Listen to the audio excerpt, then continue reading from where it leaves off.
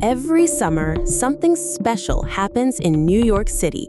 Many people stand in the streets. They look at the sky. They take photos and videos.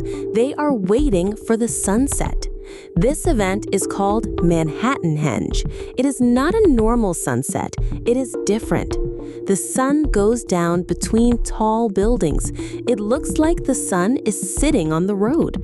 The sky turns red, orange, and pink. It is very beautiful.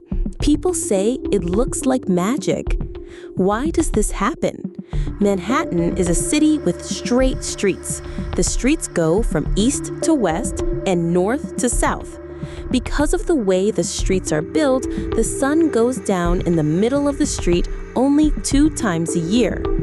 Manhattanhenge usually happens in May and July.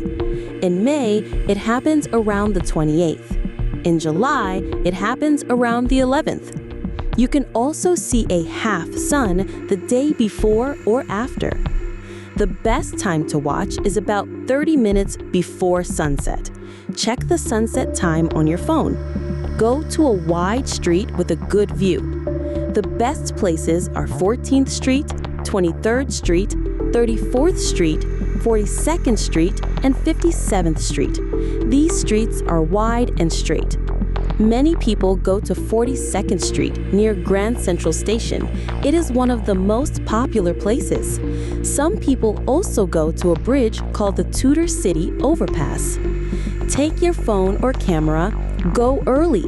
Be careful. Cars still use the roads. Stay on the sidewalk or use a safe place to stand.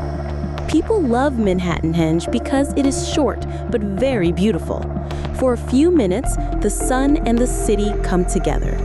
If you visit New York in May or July, don't forget to look west and enjoy this amazing sunset.